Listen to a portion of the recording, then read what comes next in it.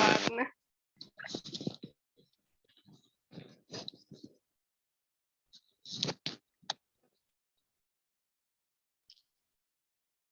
terus kedua.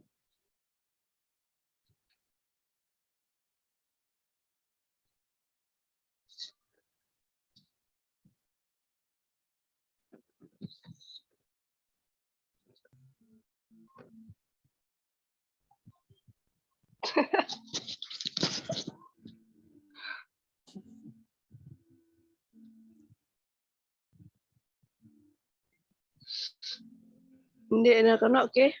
Maksudku dia na suaranya. Hah? Malam doang. Oh. Oke. Dirang mono chatting asin chat membeli. Belakang ya di. Nah, ganti sa aku sirain. Wah gratis. Protes.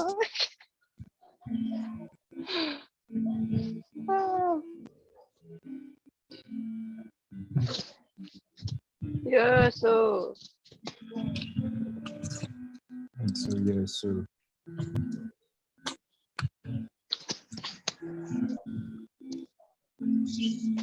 Belakang ya adik, dengan senang hati aku akan menerima.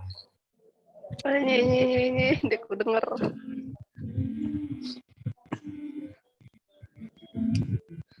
Terus saya nelekan.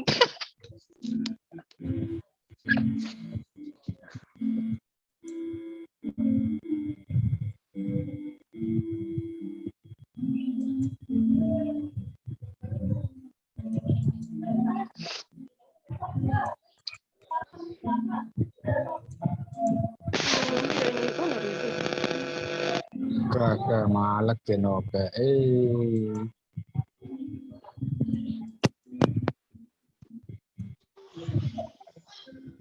Masa? Oh. Masih ini? Gila. Saya jam beli encet. Belakang ya di. Ini.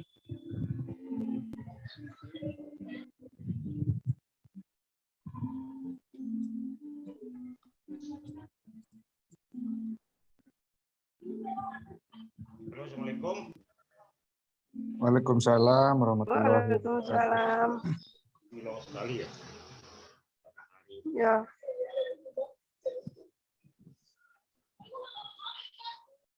Yang lain belum masuk ini. Masih belum, Pak. Bukan dia.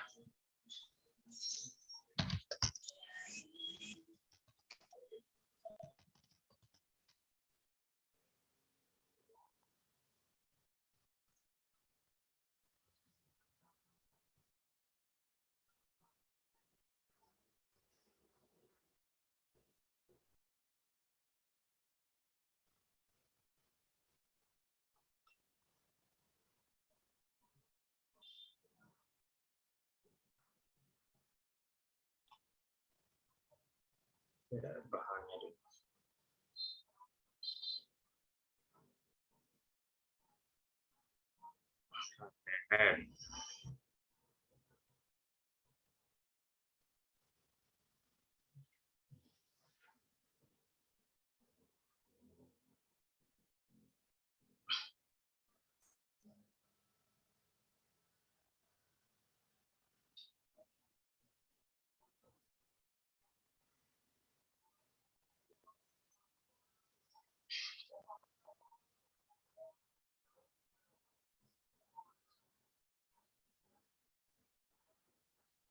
Sambil jalan ya. Biar yang lain nyusul aja. Udah jam 10 lewat ini. Iya, Pak. Apa?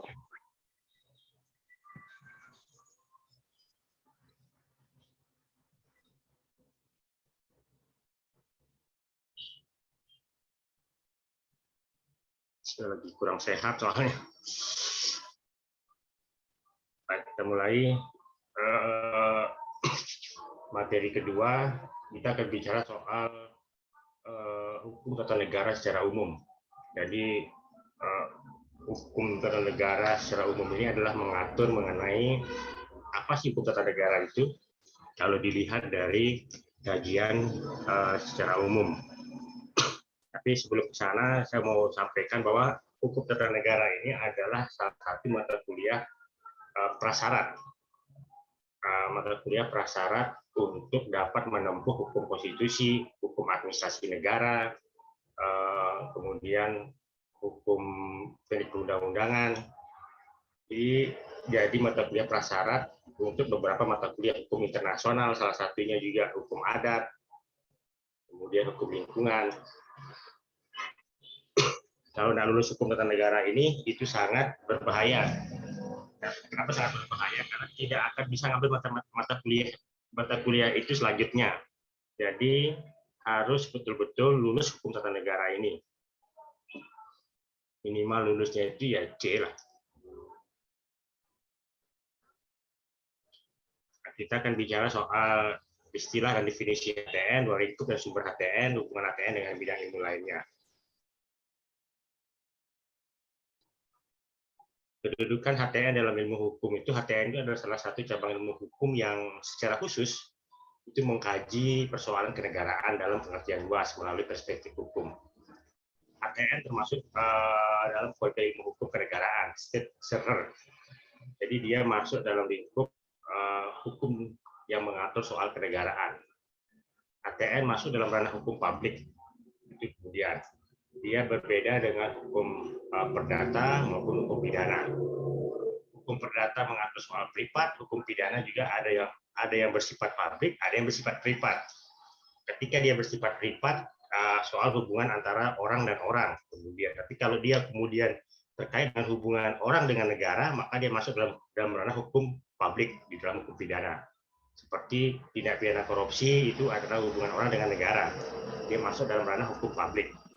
Cuma saja hukum pidana kita hari ini adalah sudah berbeda cara pandangnya dengan hukum pidana di zaman Belanda. Kalau di zaman Belanda, hukum pidana kita adalah bagian dari sifat membalas, balas dendam. Balas dendam dalam hukum pidana adalah memenjarakan orang. Nah, hari ini tren untuk kepada sifat membalas dendam itu diakhiri dengan restoratif justice. Restoratif justice adalah bagaimana memulihkan keadaan semula. Jadi tidak harus hukum pidana itu berakhir di pengadilan, tidak harus berakhir di dalam penjara. Bagaimana membuat orang untuk berdamai, menyelesaikan itu secara baik-baik, kemudian ekonomi jalan, semua berorientasi soal ekonomi. Karena kalau terkait soal perdata pidana, pasti faktornya adalah soal ekonomi. Ekonomi akan terhambat, orang akan menjadi miskin karena berperkara soal pidana maupun perdata. Nah, itu yang coba hukum tata negara mengaturnya kemudian. Kenapa hukum tata negara mengaturnya? Karena hukum tata negara adalah ibu dari segala ilmu hukum. Hukum tata negara lah yang membuat undang-undangnya, yang membuat pengaturannya, peraturannya, dan seterusnya. Hukum tata negara lah yang menjadi wasitnya kemudian. Dia menjadi polisinya, dia menjadi hakimnya, dia menjadi jaksanya. Itu ada di dalam hukum tata negara. Soal lembaga-lembaga negara itu nanti kemudian. Kedudukan hukum tata negara dalam ilmu hukum itu disiplin ilmu yang punya nilai teoritis, yaitu menjelaskan seluk-beluk persoalan kenegaraan.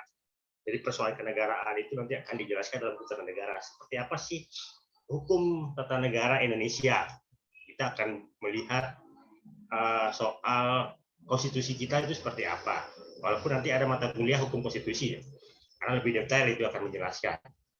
Nah, HTN sebetulnya juga punya nilai praktis, yaitu khusus berkaitan dengan keberadaan peradilan konstitusi dan kebutuhan legal drafting.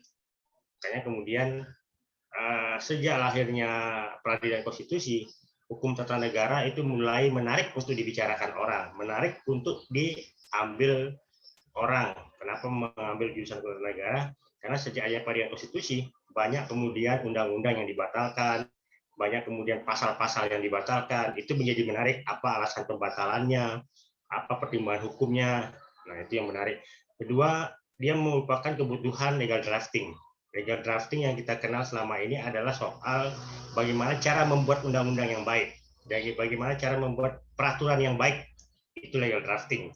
Jadi kebutuhan legal drafting ini adalah kebutuhan para sarjana hukum di bidang hukum ketatanegaraan. Istilah HTN itu ada beragam istilah untuk menyebut HTN. Ada beragam istilah HTN sebagai akibat perbedaan bahasa dan perbedaan fokus ruang lingkup pembahasan HTN. Para pakar HTN memiliki preferensi pilihan istilah untuk menyebut HTN. Jadi masing-masing ahli itu menyebut istilah HTN itu berbeda-beda. Nah, Prancis itu dia menyebutnya dengan the trade constitutionnel, Inggris dengan constitutional law, Jerman itu dengan Staatsrecht. Sering juga dipakai istilah Verfassungsrecht, hukum tata negara, sebagai lawan perkataan dari Welvaartsrecht, hukum administrasi negara. Nah, Belanda itu juga menyebutnya dengan Staatsrecht atau hukum negara atau Stadtlaw. Terkadang juga pengertian Staatsrecht in Ruhrgebiet dalam arti luas dan Staatsrecht in Gebiet dalam arti sempit. Jadi ada yang hukum tata negara yang bersifat luas, ada hukum tata negara yang bersifat sempit. Kemudian, Christian van Vollenhoven itu mengartikan hukum tata negara itu adalah mengatur semua masyarakat hukum atasan dan masyarakat hukum bawahan. Jadi masyarakat hukum atasan itu adalah masyarakat hukum yang memegang jabatan publik. Jabatan publik ini adalah pejabat-pejabat publik, kemudian misalnya pegawai-pegawai pemerintahan itu yang dimaksud dengan masyarakat hukum atasan. Jadi pegawai pemerintahan inilah yang menjalankan hukum tata negara secara administrasinya. Kemudian ada masyarakat hukum bawahan menurut tingkatan-tingkatannya, yang masing-masing itu menentukan wilayah atau lingkungan rakyatnya sendiri-sendiri. Seperti di desa, ada tingkatan terendah misalnya itu ada RT, kepala lingkungan, kalau di kota itu di kelurahan, atau kepala dusun atau kepala wilayah kalau di desa. Kemudian kepala desa. Nah, itulah hukum yang diatur di tingkatan bawahan. Nah, dan menentukan barang-barang dalam lingkungan masyarakat hukum yang bersangkutan beserta fungsinya masing-masing, serta menentukan pula susunan dan kewenangan barang-barang yang dimaksud. Nah, jadi semua itu ditentukan oleh masing-masing kepalanya misalnya. Misalnya presiden menentukan lembaganya masing-masing, apakah dia membutuhkan menteri pendidikan dan memisahkannya dengan menteri pendidikan tinggi misalnya pernah terjadi di Indonesia, atau menggabungkannya kembali kemudian pendidikan tinggi dengan pendidikan dan kebudayaan, itu tergantung kebutuhan dari kepala negaranya. Kemudian kalau di desa sudah jelas, dia ada aturan yang membuatnya, kemudian dia melaksanakan apa ketentuan undang-undang untuk menentukan apa saja kebutuhan masing-masing desa. Apakah dia butuh kepala urusan bidang administrasi, kepala urusan bidang pemerintahan, kepala urusan bidang keuangan, dan seterusnya. Di tingkatan kabupaten juga demikian. Itu sudah diatur di dalam undang-undang. Kemudian apa saja yang wajib yang harus ada di tingkat kabupaten maupun kota maupun provinsi. Semua itu ditentukan oleh kepala negaranya. Kenapa kepala negara? Kemudian ada alasannya. Jadi hukum tata negara itu adalah peraturan-peraturan yang menentukan badan yang diperlukan beserta kewenangannya, masing-masing hubungan satu sama lain serta hubungan dengan individu, warga negara dalam kegiatannya. Nah, pandangan Van der Voort ini mencakup pengertian yang luas, di samping mencakup soal hak asasi manusia, dia menjangkau pula berbagai aspek kegiatan negara dalam warga negara, yang dalam definisi sebelumnya dianggap sebagai objek kajian hukum administrasi negara. Nah, Van der Voort ini lebih kepada bahwa hukum tata negara ini lebih luas. Tadi itu katanya dia lebih luas. Kalau yang lebih sempit itu yang dimaksud dengan hukum administrasi negara. Itu bedanya. Dia mengartikan bahwa kalau kajiannya hukum administrasi negara, dia lebih sempit. Adalah hanya kajian kepada sifat administrasi yang ada dalam sebuah negara. Tetapi tidak mengatur soal warga negaranya. Kalau MacIver itu menyatakan bahwa hukum tata negara adalah hukum yang mengatur negara, sedangkan hukum yang oleh negara digunakan untuk mengatur sesuatu selain negara. Baginya hanya ada dua golongan hukum, yaitu hukum tata negara atau constitutional law, dan hukum yang bukan hukum tata negara. Hukum tata negara merupakan hukum yang memerintah negara, sedangkan hukum biasa ordinary law dipakai oleh negara untuk memerintah. Jadi ada yang bersifat biasa. Kemarin ada pertanyaan, apa sih maksud dengan hukum biasa yang dipakai oleh negara untuk memerintah? Hukum biasa yang dipakai oleh negara untuk memerintah ini adalah hukum yang lahir dari sebuah kebiasaan, bukan yang lahir dari sebuah peraturan perundang-undangan. Jadi makanya kemudian hukum yang biasa ini atau ordinary law ini biasanya hukum itu lahir dari sebuah kebiasaan. Kebiasaan-kebiasaan di masyarakat itu yang digunakan untuk pemerintah. Itu yang digunakan untuk mengatur masyarakat kemudian. Masyarakat biasanya kemudian soal pengaturan air misalnya, itu bukan lahir dari sebuah peraturan perundang.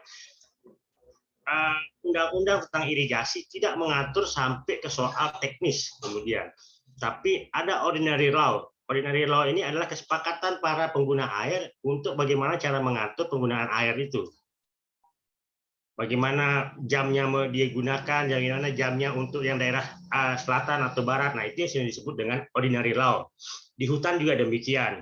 Di hutan orang boleh mengambil hasil hutan misalnya, tapi tidak boleh mengambil hasil kayunya. Kalau menggunakan kayunya ada izin kemudian. Ada syarat-syaratnya untuk mengambil kayu di hutan misalnya. Tapi kalau mengambil hasil hutan, misalnya buah-buahan dan seterusnya, itu bisa dilakukan. Nah, itu yang dimaksud dengan ordinary law. Hanya untuk mengambil hasil buah-buahannya, madunya, misalnya. Tapi kalau kayunya itu dilarang. Nah, seperti itu. Seperti itulah hukum ordinary law.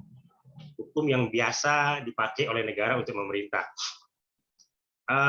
Advediser, hukum tata negara mencakup semua peraturan yang secara langsung atau tidak langsung mempengaruhi distribusi atau pelaksanaan kekuasaan yang berdaulat dalam negara.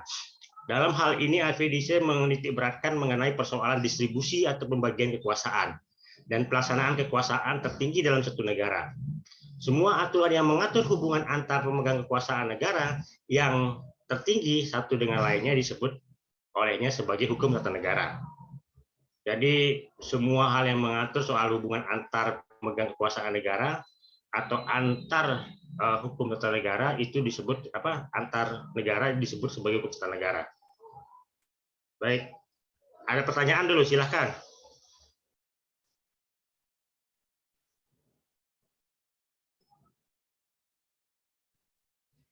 Izin bertanya, Pak. Silakan. Wilayah hukum tata negara ini apakah sekedar mengontrol pejabat publik atau gimana, Pak? Kalau secara luas, hukum tata negara ini adalah bagaimana hubungan negara dengan masyarakatnya. Itu secara luas. Dia mengatur negara mengatur masyarakatnya kemudian. Masyarakat kemudian membutuhkan organ-organ yang dapat kemudian menentukan dia itu seperti apa misalnya. Makanya di dalam hukum tata negara, di dalam konstitusi kita itu mengenal sistem yang namanya ada dua. Pertama soal negara hukum. Jadi syarat negara hukum itu adalah negara berdasarkan hukum. Yang kedua adalah welfare state, negara kesejahteraan. Nah, negara kesejahteraan ini adalah fungsi lembaga-lembaga negara untuk mensejahterakan masyarakat. Nah, itu hukum tata negara secara luas. Nah, hukum tata negara secara sempit itu hanya kemudian soal hukum administrasi negara. Administrasi negara adalah bagaimana pengaturan administrasi di dalam negara, di dalam pemerintahan yang harus dilaksanakan, kemudian masyarakat harus mengikuti itu. Tidak bisa keluar dari hukum yang dibuat oleh pemerintahan itu. Itu yang disebut dengan hukum administrasi negara. Hukum tata negara dalam arti sempit. Itu bedanya. Nah, tadi juga ada ordinary law, kan? Hukum tata negara yang biasa dilakukan. Nah, negara sudah membuat aturan soal undang-undang kehutanan. Hal-hal ya hasil hutan di dalam hutan, hasil di dalam hutan itu boleh diambil masyarakat, kecuali kayu misalnya. Nah, madu, anggrek atau apapun yang ada di dalam hutan yang kemudian bisa masyarakat gunakan untuk membutuhkan kebutuhannya itu bisa diambil oleh masyarakat dan dimanfaatkan oleh masyarakat. Hanya masyarakat tidak boleh mengambil kayu. Nah, itu yang maksud dengan hukum tata negara yang lahir dari sebuah kebiasaan. Hukum adat juga mengatur hal itu kemudian. Masyarakat dilarang untuk merusak hutannya. Masyarakat sangat mengagungkan yang namanya hak ulayat. Kemudian hak ulayat itu hak sama-sama menjaga hutan, sama-sama menjaga tradisi yang ada di masyarakat sekitar misalnya. Karena kalau orang paham soal hukum adat, maka dia tidak mau merusak hutannya, pasti. Karena hutan itu adalah sumber kehidupan masyarakat di pinggir hutan. Seperti juga di laut misalnya. Kalau dia paham dengan laut adalah kebutuhan hidupnya, maka dia tidak mungkin mau mengebom. Karena kalau begitu mengebom pasti akan rusak terumbu karang. Karena di terumbu karang lah ikan-ikan itu mencari tempat dia makan misalnya. Nah, seperti itu yang kemudian menjadi sebuah kebiasaan di masyarakat adat. Yang negara secara teknis tidak mengatur secara keseluruhan, tapi ada kebiasaan-kebiasaan di masyarakat yang itu yang harus dihormati oleh negara. Begitu. Yang lain? Iya, Pak, makasih. Yang lain ada pertanyaan? Saya lanjut ya. AW, Beckley, dan Van KD Edwing itu pengertian hukum tata negara yang paling luas itu mencakup bagian dari hukum nasional yang mengatur sistem administrasi publik atau negara dan hubungannya antara individu dengan negara. Oleh karena itu, hukum tata negara mengandaikan bahwa adanya aturan yang mendahului keberadaan negara dan di dalamnya tercakup pengaturan mengenai struktur dan fungsi organ-organ negara dari negara dan hubungan di antara organ-organ itu satu sama lain, serta hubungan antara organ-organ negara itu dengan warga negaranya. Jadi dia lebih luas kemudian. Kedua ahli ini menyatakan bahwa hukum tata negara itu luas.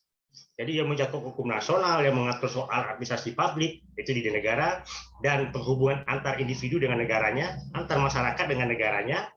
Kemudian yang mengandaikan bahwa aturan yang mendahului keberadaan negara dan di dalamnya tercakup peraturan mengenai struktur dan fungsi organ-organ negara dan hubungan di antara organ yang satu dengan organ yang lain.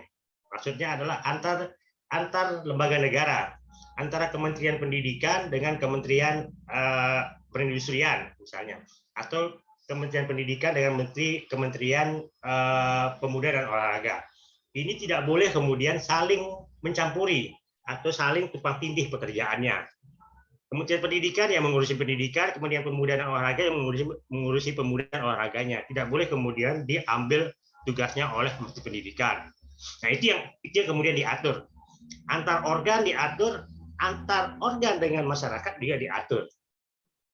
Jadi dia lebih luas pengaturannya. Nah, kalau Kusnardi dan Hameli Ibrahim itu menyatakan hukum tata negara dapat dirumuskan sebagai sekumpulan peraturan hukum yang mengatur organisasi daripada negara, hubungan antar alat kelengkapan negara dalam garis vertikal dan horizontal, serta kedudukan warga negara dan asasinya. Jadi hukum tata negara itu dapat dirumuskan sebagai sekumpulan peraturan yang mengatur organisasi daripada negara, hubungan antar alat kelengkapan negara dalam garis vertikal dan horizontal, serta kedudukan warga negara dan asasinya. Jadi hak asasi manusia itu menjadi hal yang tertinggi kemudian. Hak orang untuk belajar, hak orang untuk atas kesehatan, hak orang atas berpendapat, hak orang untuk menikmati rumah murah, pendidikan murah, dan seterusnya. Itu yang kemudian diatur di dalam pasal 28 Undang-Undang 45. Nah, hak-hak itu harus disediakan oleh negara kemudian. Makanya kemudian ada fungsi-fungsi pelayanan publik. Negara sebagai pelayanan publik harus menyediakan itu kepada masyarakat. Masyarakat berhak menerima pelayanan yang baik, pelayanan yang adil kemudian sebagai pelaksanaan dari pelayanan publik. Makanya fungsi pelayanan publik itu apakah dia berjalan atau tidak kemudian. Nah, secara administrasi misalnya, masyarakat itu berhak menerima nomor induk kependudukan. Nomor induk kependudukan adalah nomor identitas orang per orang kemudian yang tidak boleh dimiliki oleh orang lain. Orang lainnya lain nomor NIK-nya. Nah, itu wajib dimiliki, wajib dipunyai oleh masyarakat. Dan itu harus disediakan oleh negara. Karena NIK itu mempengaruhi masyarakat untuk kemudian digunakan untuk meminjam uang, digunakan untuk membuat BPJS, digunakan untuk membeli tanah, digunakan untuk membayar pajak, atau yang lain sebagainya. Karena begitu dia punya NIK, dia bisa gunakan itu untuk kemana saja. Tapi kalau dia tidak punya NIK, dia tidak bisa pergi ke luar negeri untuk membuat paspor. Dia tidak bisa ke rumah sakit karena tidak punya BPJS, karena tidak ada NIK. dia harus mengeluarkan biaya yang mahal di rumah sakit. Dia tidak bisa mendapat beasiswa pendidikan karena dia memiliki NIK. Nah, makanya NIK itu kemudian menjadi hal yang wajib disediakan oleh negara. Itu yang dimaksud kemudian oleh Kusnardi dan Harmili Ibrahim. Jadi ada hal-hal kumpulan peraturan organisasi dan negara yang hubungannya antar kelengkapan negara dan garis vertikal dan horizontal. Ada garis ke atas, ada garis ke bawah. Yang kedudukan warga negara hak asasi manusia adalah sama. Kemudian ada semuanya istilahnya itu apa, simbiosis mutualisme, saling membutuhkan. Warga negara membutuhkan negaranya, negara membutuhkan warga negaranya. Bagaimana kemudian negara mau bisa bekerja kalau dia tidak membutuhkan warga negaranya? Bagaimana warga negara membayar pajak, warga negara membayar selain pajak ya? Karena kan negara ini hidup dari pajak. Tanpa pajak warga negara, makanya tidak bisa membayar pajak. Itu kemudian. Kemudian Gimlia Siddiqui. Hukum tata negara adalah hukum dan kenyataan praktek yang mengatur tentang nilai-nilai luhur dan cita-cita kolektif rakyat suatu negara. Format kelembagaan organisasi negara. Ketiga adalah mekanisme hubungan antar lembaga negara dan mekanisme hubungan antar lembaga negara dan warga negara. Jadi Gimli itu membagi kemudian soal 4 hal dalam hubungan hukum tata negara dan praktek dalam kenyataan prakteknya. Pertama soal nilai-nilai luhur di cita rakyat negara. Karena ada yang mengenal kemudian dengan nama perjanjian sosial. Negara ini lahir dari sebuah perjanjian. Kalau kita belajar kemarin di ilmu negara itu, kesepakatan sosial ini yang kemudian ada cita-cita luhur atau cita-cita kolektif rakyat dari suatu negara untuk sama-sama membangun sebuah negara. Itu yang pertama. Yang kedua adalah format kelembagaan organisasi negara. Seperti apa sih format kelembagaan organisasi negara ini yang dibentuk oleh Presiden? Apakah dia membutuhkan Menteri Pertahanan, Menteri Hukum dan HAM, Menteri Sosial, dan seterusnya. Nah, itu formatnya yang kemudian melihat apa kebutuhannya. Kebutuhannya adalah lahir dari kebutuhan masyarakat kemudian. Kemudian soal yang ketiga ada mekanisme hubungan antar lembaga negara. Itu bagaimana mekanismenya? Jangan kemudian saling mengambil peran atau mengambil tugas dan fungsi dari lembaga negara yang lain. Nah, itu yang diatur. Mekanisme hubungan antar lembaga negara ini yang kemudian pengaturannya diatur soal yang satu tidak boleh mengambil yang lain. Makanya di dalam Mahkamah Konstitusi itu bisa menguji soal sengketa antar lembaga negara. Kalau lembaga negaranya diambil perannya, maka lembaga negara yang lain bisa mengajukan sengketa soal perannya yang diambil itu kemudian. Yang keempat adalah mekanisme hubungan antar lembaga negara dan warga negaranya. Nah, ini yang penting diatur kemudian. 4 hal ini menjadi ciri dari sebuah praktek ketatanegaraan. Pertama adalah cita-cita luhurnya atau perjanjian sosialnya itu apa. Kedua adalah format lembaga negaranya. Ketiga adalah hubungan antar lembaga negaranya. Yang keempat adalah hubungan negara dengan warga negaranya. Itu 4 hal dari hukum tata negara yang kemudian yang akan kita bicarakan selama 1 semester ini. Yang apa yang dikatakan oleh Gimli. Dari pendapat yang beragam itu kita dapat mengetahui bahwa ada 4 kesimpulan kemudian. Jadi hukum tata negara itu adalah hukum yang termasuk salah satu cabang ilmu hukum, yaitu hukum kenegaraan yang berada di bawah ranah hukum publik. Nah, divisi hukum tata negara telah dikembangkan oleh para ahli sehingga tidak hanya mencakup kajian mengenai organ negara, fungsi dan mekanisme hubungan antar organ negara, tapi juga mencakup pula persoalan-persoalan yang terkait dengan mekanisme hubungan antar organ negara dengan warga negaranya. Tadi itu yang dikatakan oleh Gimli. Nah, hukum tata negara ya itu tidak hanya merupakan atau hukum, apalagi sebagai wet atau norma hukum tertulis, tetapi juga sebagai rehro atau teori, sehingga pengertiannya mencakup apa yang disebut sebagai verba subrecht, hukum konstitusi, dan sekaligus verba subrecht, teori konstitusi.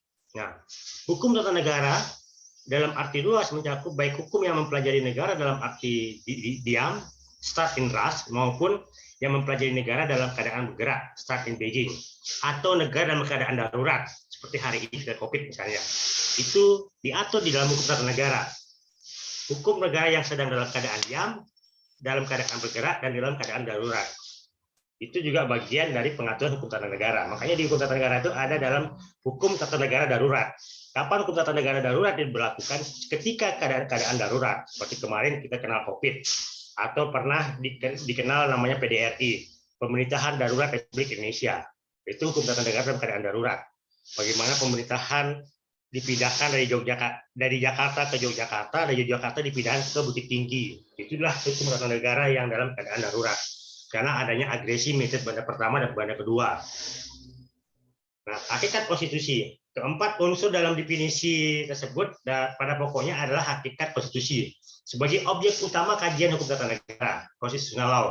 Karena pada dasarnya konstitusi berisi konsensus antar rakyat untuk hidup bersama dalam suatu komunitas bernegara dan komunitas kewarganegaraan. Nah, konsensus kolektif tentang format kelembagaan dan organisasi negara tersebut.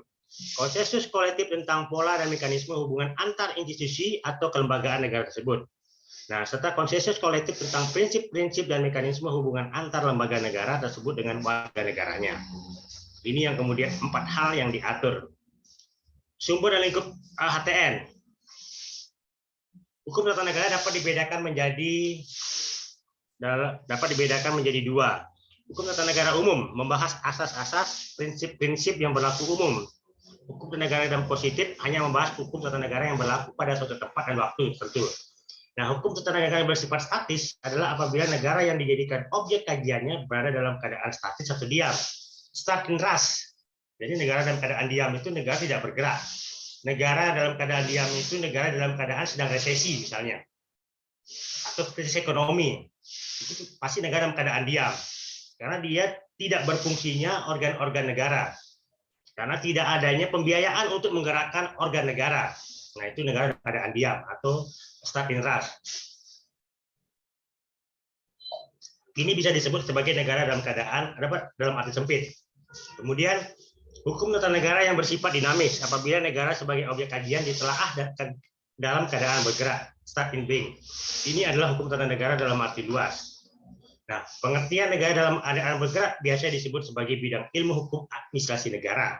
Kalau dia bergerak, kalau tidak bergerak, berarti tidak bergeraknya organ-organ negara untuk melaksanakan tugas dan fungsinya. Lugeman itu membagi soal hukum tata negara itu, yang dipelajari dalam hukum tata negara itu ada 8. Susunan jabatan-jabatan, penunjukan mengenai pejabat-pejabat, kemudian tugas dan kewajiban yang melekat pada jabatan itu, kekuasaan dan wewenang yang melekat pada jabatan. Yang kelima itu batasan wewenang, tugas dan jabatan terhadap daerah atau orang yang dikuasai. Nah, ini yang sering kita dengar di dalam pasal 18 konstitusi itu soal asas desentralisasi, asas dekonsentrasi, dan asas otonomi. 3 hal ini yang kemudian diatur kadang-kadang kita ini bersifat desentralisasi, kadang-kadang bersifat resentralisasi. Jadi tidak jelasnya kemudian pengaturan soal otonomi daerah. Tergantung kemudian adalah presidennya. Kalau presidennya ingin otonomi daerah, maka dia akan kalau prinsip presidennya sangat otonomi daerah, maka desentralisasi itu menjadi prinsip yang paling tinggi kemudian. Daerah diberikan kewenangan untuk mengatur dan mengurus rumah tangganya sendiri. Tapi kalau presidennya tidak ingin daerah mengatur dan mengurus rumah tangganya sendiri, maka diambillah kewenangannya, menjadilah itu yang disebut dengan fungsi sentralisasi. Karena kekuasaan tertinggi itu ada di presiden. Presiden berhak menentukan apakah dia mau sentralisasi atau dia mau desentralisasi. Karena kalau dia diberikan kewenangan penuh daerah biasanya kemudian tidak paham. Kapasitas dia adalah sebagai organ dari negara. Hanya pelaksana organ negara kemudian. Bukan punya kewenangan mutlak. Gitu. Yang ke-6 itu hubungan antar jabatan. Pergantian jabatan dan hubungan antar jabatan dan pemegang jabatan. Itu kata Lugeman. Jadi luar lingkupnya adalah konstitusi sebagai hukum dasar beserta berbagai aspek mengenai perkembangannya dalam sejarah kenegaraan yang bersangkutan. Nah, pola-pola dasar ketatanegaraan yang dianut dan dikaji acuan bagi pengorganisasian institusi. Struktur kelembagaan negara dan mekanisme hubungan antar organ lembaga negara. Prinsip kewarganegaraan dan hubungan-hubungan antara negara dengan warga negara. Beserta hak-hak dan kewajiban asasi manusia. sumber-sumber hukum tata negara. Nah, sumber hukum tata negara itu ada nilai-nilai konstitusi yang tertulis. Itu sumber hukum tata negara. Jadi nilai-nilai konstitusi yang tertulis itu adalah Undang-Undang Dasar 45. Kemudian ada undang-undang, baik pembukaannya maupun pasal-pasalnya. Yang ketiga, peraturan perundang-undangan tertulis. Nah, perundang-undangan tertulis adalah undang-undang, Perpu, PP, sampai kepatuhan daerah. Yang keempat, ada jurisprudensi peradilan. Jurisprudensi peradilan adalah putusan hakim terdahulu menjadi rujukan hakim yang sekarang. Itu yang dimaksud dengan jurisprudensi. Jadi putusan hakim terdahulu adalah putusan Mahkamah Agung. Jadi tidak semua putusan Mahkamah Agung kita anggap sebagai jurisprudensi.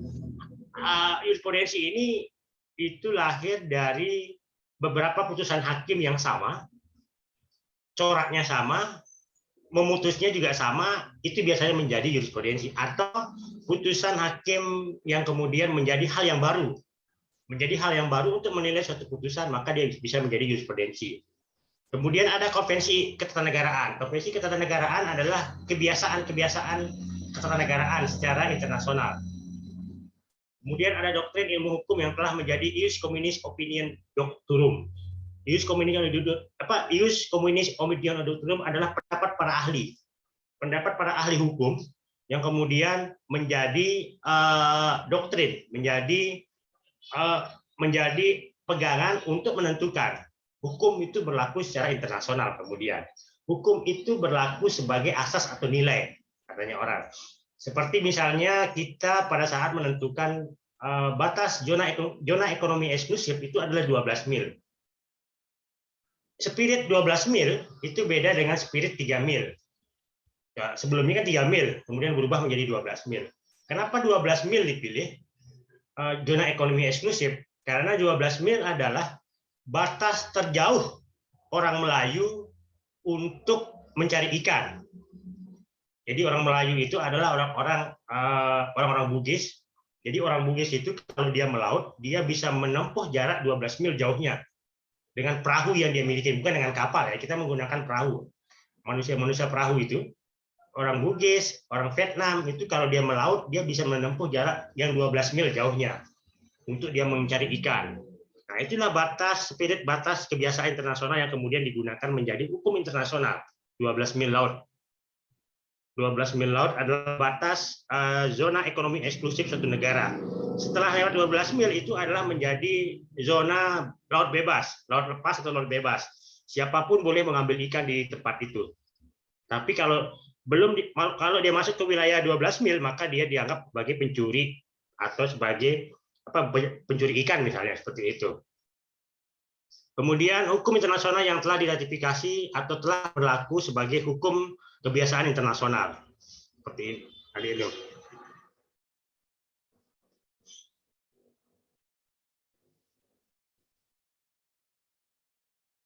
Ada pertanyaan dulu, silakan. Silakan. Yang bertanya. Ya Pak, nanya.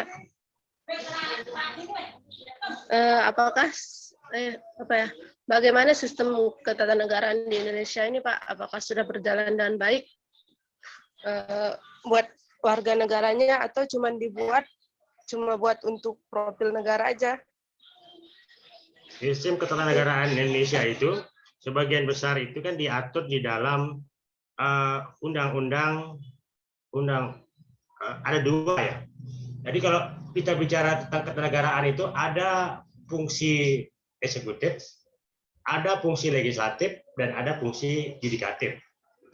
Dan ada juga kita sebut sebagai lembaga negara independen atau lembaga negara di ketiga struktur itu, seperti BPK, Bank Sentral, yaitu Bank Indonesia dengan OJK-nya, kemudian lembaga-lembaga lain yang kemudian tidak melaksanakan fungsi pemerintahan seperti Ombudsman melaksanakan fungsi pemerintahan dalam bidang pelayanan publik.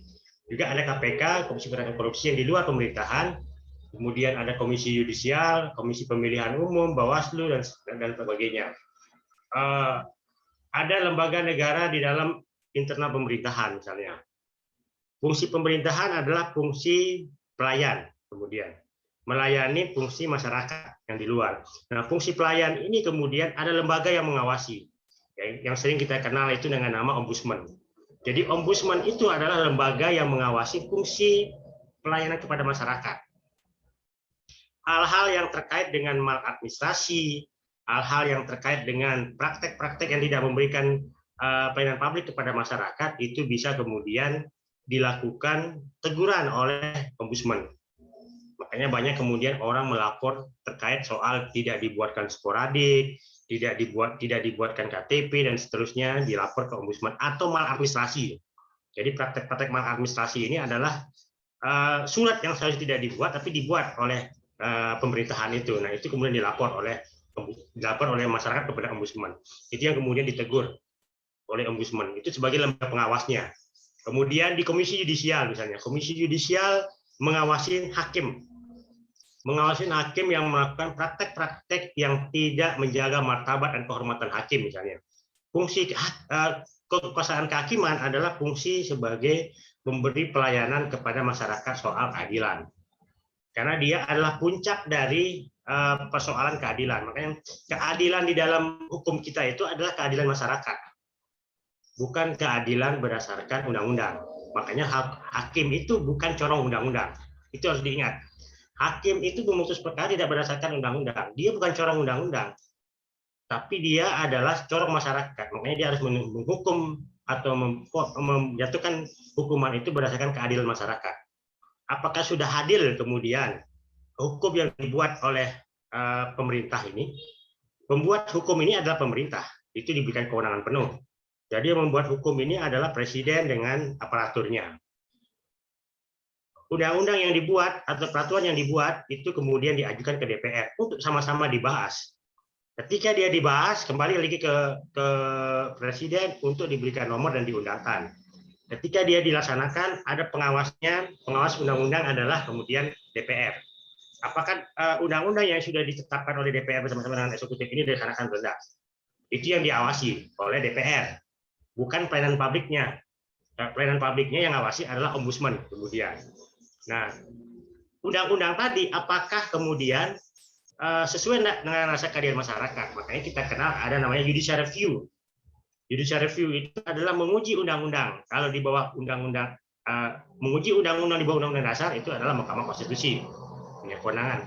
Kalau menguji peraturan perundang-undangan di bawah undang-undang itu Mahkamah Agung judicial review-nya. Jadi peraturan yang dibuat oleh DPR dengan presiden itu bisa dibatalkan oleh Mahkamah Konstitusi. Peraturan-peraturan yang dibuat oleh presiden seperti peraturan pemerintah, Perpres itu bisa dibatalkan oleh Mahkamah Agung. Begitu juga peraturan daerah yang dibuat oleh gubernur bersama dengan DPRD atau bupati dengan DPRD itu dapat dibatalkan oleh Mahkamah Agung. Disitulah fungsi ketiga lembaga itu. Ketiga lembaga itu. Dia dalam memutus perkara itu berdasarkan keadilan masyarakat. Irah-irahnya adalah demi ketuhanan Yang Maha Esa. Karena dia wakil Tuhan. Nah, makanya dalam putusan hukumnya itu selalu berdasarkan irah-irah berdasarkan ketuhanan Yang Maha Esa. Karena dia dianggap sebagai wakil Tuhan. Tapi putusannya adalah berdasarkan keadilan masyarakat. Apa yang berlaku di masyarakat, apakah itu adil atau tidak kemudian. Itu. Nah, seperti ini hierarkinya. Nah, hierarki peraturan perundang-undangan. Makanya Mahkamah Konstitusi yang punya kewenangan untuk menafsir sebuah Undang-Undang Dasar 45. Tidak ada lembaga lain yang boleh menafsir. Hari ini misalnya ada orang ribut soal pemilu ditunda atau Jokowi 3 periode. Itu tidak boleh DPR atau partai politik atau eksekutif menafsir isi undang-undang. Yang bisa menafsir isi undang-undang itu hanya Mahkamah Konstitusi. Kalau mau melaksanakan 3 periode atau menunda pemilu, hanya bisa dilakukan dengan cara amandemen. Amandemen pun tidak bisa dilakukan oleh hanya oleh DPR atau oleh presiden kemudian. Presiden mengeluarkan Perpu menunda pemilu itu tidak boleh. Tidak boleh. Pemilu itu tidak boleh ditunda. Pemilu itu harus dilaksanakan setiap 5 tahun sekali. Itu bunyi konstitusi. Bunyi konstitusi kita itu pemilu harus dilaksanakan setiap 5 tahun sekali. Yang boleh menafsir itu hanya Mahkamah Konstitusi, bukan presiden, bukan menteri dan sebagainya, atau ketua partai politik. Makanya kalau mau melaksanakan pemilu ditunda, maka harus harus melakukan amandemen kalau mau 3 periode. Atau kalau mau menunda, itu harus ada keadaan darurat. Negara sedang darurat. Nah, pemilu pernah ditunda di Indonesia ketika pasca pemilu 55 baru kita laksanakan pemilu itu tahun 73 tidak salah. Nah, penundaan itu terjadi karena adanya peristiwa G30 SPKI. Tapi Presiden sebelum mengeluarkan itu dia mengeluarkan dekret Presiden 5 Juli tahun 59. Itu kan hasil proses pemilu 55. Nah, ketika pemilu di Presiden 5 Juli kemudian keadaan krisis ekonomi, makanya kalau dia mau menunda Presiden mengeluarkan dekret. Tapi kemudian apakah negara ini dalam keadaan darurat? Itu pertanyaan semua orang.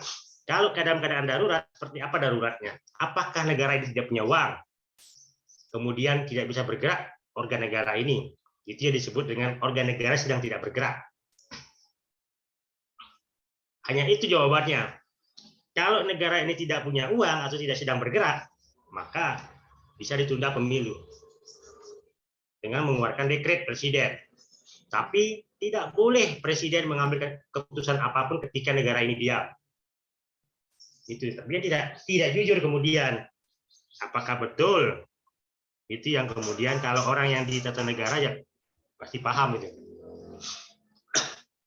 Pertanyaan yang lain. Saya lanjut sedikit lagi. Hubungan hukum tata negara dengan ilmu negara. Jadi ilmu negara itu adalah ilmu pengetahuan yang menyelidiki asas-asas pokok dan pengertian-pengertian pokok mengenai negara dan hukum tata negara. Itu ilmu negara yang kita pelajari pada semester lalu. Nah, ilmu negara tidak mementingkan bagaimana cara hukum itu seharusnya dijalankan.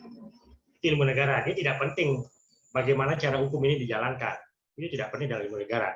Tetapi di dalam hukum tata negara itu menjadi penting. Bagaimana cara menjalankan kenegaraan ini. Makanya dia lebih bersifat praktis hukum tata negara ini. Karena hasil penyelidikannya langsung dapat dipergunakan dalam praktek dan para ahli hukum yang duduk sebagai pejabat pemerintahan bertugas masing-masing. Saya katakan tadi itu soal pemilu ditunda atau presiden 3 periode. Pemilu ditunda itu ada beberapa syarat. Krisis ekonomi. Kalau krisis ekonomi atau resesi, berarti tidak punya uang negara ini untuk melaksanakan pemilu. Atau sedang terjadi pandemi sudah mau selesai. Yang di depan mata adalah Ukraina, Rusia. Apakah betul itu Perang Dunia Ketiga? Itu pertanyaannya. Kalau itu betul Perang Dunia Ketiga, maka ada persoalan. Indonesia tidak bisa mengekspor, tidak bisa berdagang secara internasional ke negara-negara yang lainnya, yang mengakibatkan tidak memiliki uang. Itu kemudian menjadi satu alasan yang penting untuk pemilu ditunda. Tapi kalau itu tidak betul, maka tidak bisa pemilu ditunda. Nah, itu. Kalau mau 3 periode, maka amandemen konstitusi. Amandemen konstitusi hanya bisa dilakukan oleh DPR bersama-sama dengan DPD. Jadi 2/3 misalnya jumlah anggota DPR dan DPD itu 1.000 orang. 1.000 orang itu dari 2/3 itu adalah 750. Jadi 750 orang ditambah 1 harus hadir di dalam sidang MPR untuk menyatakan amandemen konstitusi. Itu baru 1, baru langkah akan setuju amandemen. Belum bicara materi yang mau diamandemen. Nah, materi amandemen itu wajib disetujui dari tadi yang jumlahnya 751 plus 1 itu 2/3-nya lagi. 2/3-nya lagi berarti 500 orang. 500 orang itu harus hadir dalam sidang MPR. 501 harus hadir dalam sidang MPR setuju terhadap jabatan presiden 3 periode. Itu. Tidak cukup dengan 100 orang atau 200 orang, mengumpulkan 500 orang anggota DPR. Bukan hanya anggota DPR, anggota DPD. Itu juga harus hadir di dalam sidang itu. Itu yang saya katakan. Cukup sulit kita untuk melakukan amandemen yang terjadi 99/2001 itu adalah tuntutan reformasi misalnya. Itu mengumpulkannya. Kemudian ilmu negara tidak mementingkan bagaimana cara hukum itu seharusnya dijalankan, karena ilmu negara mementingkan nilai teoritis, sedangkan hukum tata negara yang lebih dipentingkan adalah nilai praktis. Karena hasil penyelidikan langsung dapat dipergunakan. Ilmu negara merupakan ilmu pengetahuan pengantar bagi mereka yang hendak mempelajari hukum tata negara dan hukum administrasi negara. Nah, sedangkan hukum tata negara, hubungan hukum tata negara dengan ilmu sosial dan ilmu politik dan ilmu sosial lainnya, Bares mengumpamakan ilmu hukum tata negara sebagai kerangka tulang belulang, sedangkan ilmu politik ibarat daging-daging yang melekat di sekitarnya. Jadi diibaratkan sebagai sebuah tubuh manusia yang terdiri dari daging dan tulang. Nah, hukum tata negara ini adalah tulang belulangnya. Di kerangka kita ini hukum tata negara. Nah, sedangkan daging-dagingnya ini adalah ilmu politik, ilmu sosial, yang lain-lainnya. Kalau Profesor Wirjono Pujodipuro berpendapat bahwa agar seorang sarjana hukum untuk memperdalam pengetahuannya dalam bidang hukum tata negara, ada baiknya mempelajari juga ilmu sosiologi sebagai ilmu penunjang bagi ilmu hukum tata negara. Itu wajib, harus dia paham ilmu sosiologi. Orde Baru atau Soekarno itu, di zamannya dia itu, dia punya tiga orang ahli hukum. Pertama, ahli hukum internasional. Kalau masih ingat itu namanya Muchtar Kusumaatmadja. Yang Muchtar Kusumaatmadja adalah orang yang membuat undang-undang perkawinan, program KB. Kalau tidak ada Muchtar Kusumaatmadja, maka mungkin jumlah penduduk Indonesia ini lebih 1 miliar.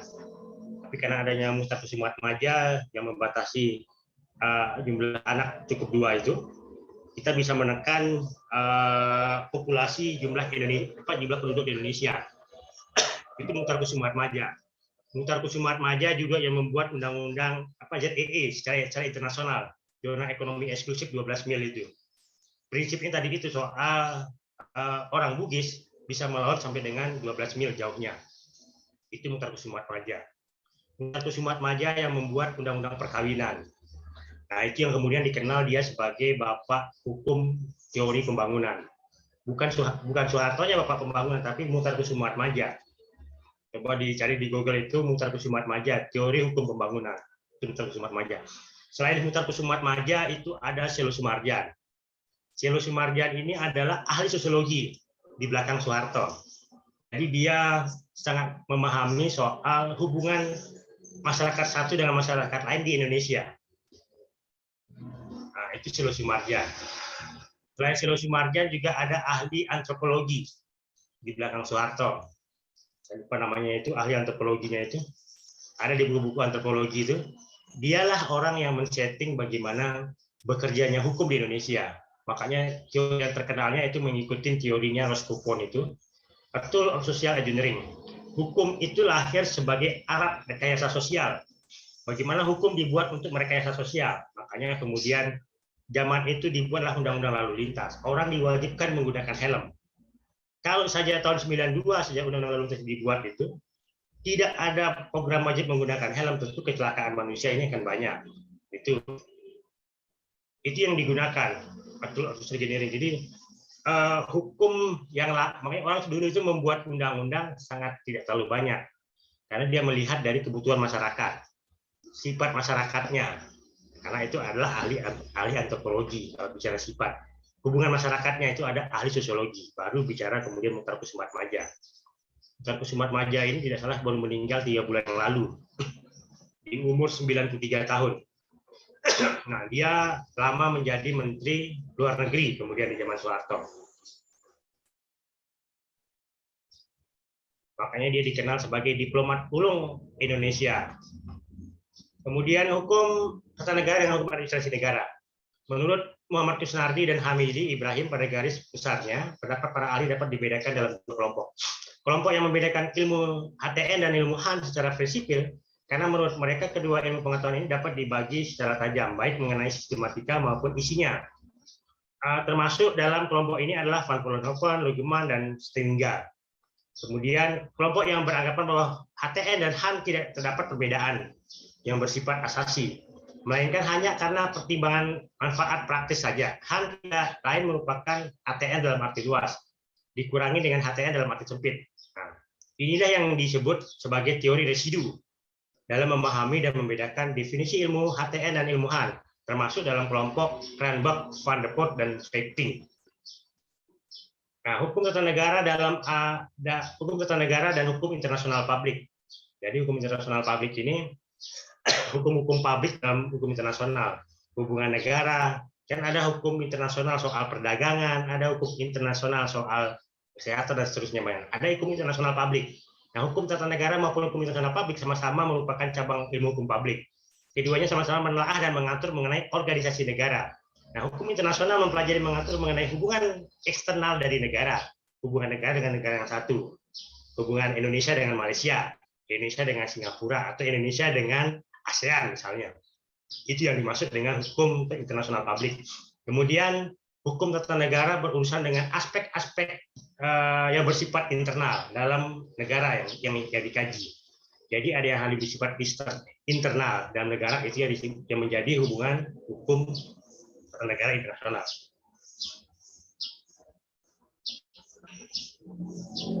Baik. Silakan, ada pertanyaan?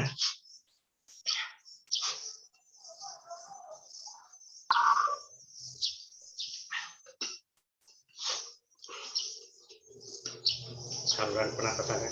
Ada pertanyaan? Silakan. Sedikit Pak dosen. Ya, silakan. Ini mengenai hak dan kewajiban di bagian BPJS, Pak. Ya. Masyarakat kan dituntut untuk membayar setiap bulan. Tapi tatkala membutuhkan perawatan, kan apakah peraturan di setiap rumah sakit itu beda-beda, Pak? Kalau peraturan BPJS kan ada undang-undang BPJS. Undang-undang BPJS kemudian ada turunannya. Dari peraturan menteri misalnya. Peraturan menteri kemudian menentukan. Kemarin ada yang sakit ini, Pak, sampai meninggal. Ya, udah meninggal sih. Kalau meninggalnya itu ketentuan dari sananya, Pak. Tapi ini dia BPJS dokternya merujuk ke rumah sakit Prisa. Tapi belum ada perkembangan apa-apa. Pihak rumah sakit sudah menyuruh untuk rawat jalan, Pak. Itu cuma berapa minggu di rumah sakit, terus disuruh rawat jalan. Setelah 2 minggu meninggal. Yang kedua, ada keluarga di situ juga sih. Baru 3 malam di situ, udah dipulangkan, disuruh rawat jalan. Tapi berbeda dengan di rumah sakit umum, disuruh menginap dulu, Pak, sampai sembuh. Apakah peraturan di situ lain-lain di peraturan rumah sakit, Pak? Itu aja. Peraturan rumah sakit sama sih. Semua kan punya aturan yang sama, tidak boleh ada aturan yang keluar dari aturan yang diatur oleh negara. Persoalannya kemudian adalah disampaikan tidak informasi itu secara transparan. Itu yang penting. Disampaikannya informasi itu secara pemberian informasi secara transparan ini penting. Kemudian apakah orang ini betul-betul sudah sehat atau dia hanya butuh rawat jalan, itu kan yang perlu ditanya. Kemudian itu stroke berat, Pak, stroke berat itu sampai nggak bisa ngomong, cuma pakai isyarat mata aja itu pun disuruh rawat jalan, Pak. Kemudian, itu kemudian sudah tidak ada harapan. Kita tidak bisa melalui takdir Tuhan, ya. Mestinya ditanya ke rumah sakitnya, apa alasannya itu? Apa alasan dia kemudian menyuruh orang untuk rawat jalan? Itu penting ditanya. Karena disitulah peran dan fungsi dari transparannya dalam memberikan informasi. Itu. Apakah terjadi malpraktek atau tidak? Kalau malpraktek itu hanya keluarga yang meminta. Rekam medik apa itu keluarga yang bisa minta. Di luar keluarga tidak bisa meminta rekam medik. Rekam medik yang diberikan pun bukan rekam medik yang asli dibuat oleh dokter. Hanya resume. Itu bunyi aturannya. Itu maksud saya. Semestinya kan diminta ke rumah sakitnya. Apa alasannya? Apakah jangan-jangan sudah disampaikan oleh rumah sakit, gitu kan? Kalau peraturannya sama di mana-mana, peraturan BPJS itu sama, baik di rumah sakit swasta maupun rumah sakit punya pemerintah. Itu selalu sama. Nah, pertanyaan saya itu kenapa memilih rumah sakit swasta? Itu kan dokternya yang Pak. Kalau dokternya yang suruh ke rumah sakit swasta. Nah, tinggal ditanya ke dokternya, kenapa menyuruh orang pergi jalan? Jantung ya sakitnya? Awalnya dia jatuh, tapi tidak langsung jatuh ke lantai, dia jatuh ke pangkuan anaknya, Pak. Dan pasti di CT scan, di apa, itu kan bisa dilihat rekam mediknya. Satu lagi Pak, masalah COVID. Pernah terjadi ini pihak rumah sakit menanya, mau enggak saya suruh, mau enggak kita masukkan suaminya yang meninggal ini terkena COVID di situ, biar nanti kita kasih 15 juta dia gitu. Yang sesat. Sesat itu, nggak boleh begitu untuk menghabiskan uang negara.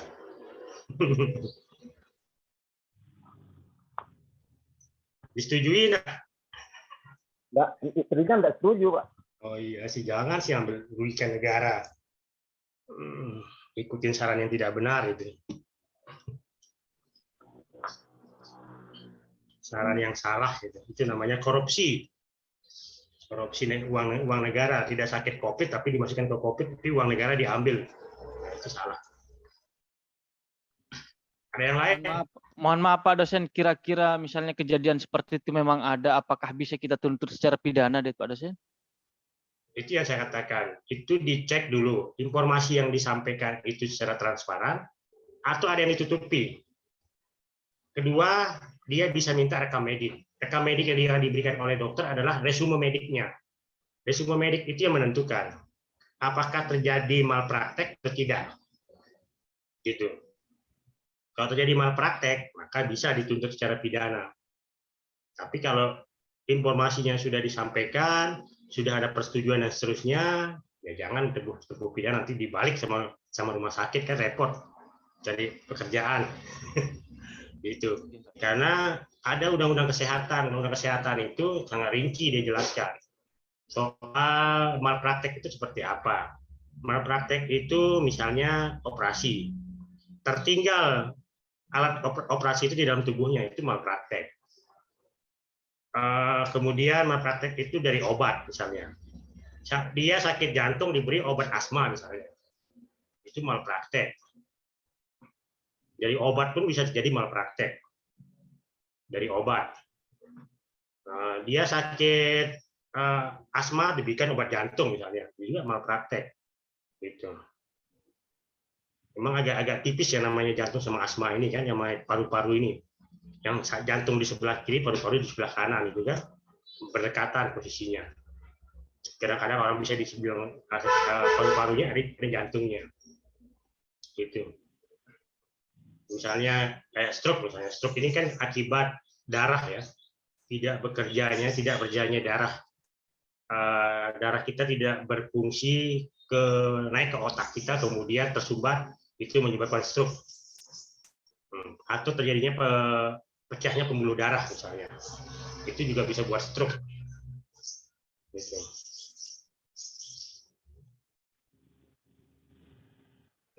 Yang lain ada? Nggak ada, kita akhiri ya.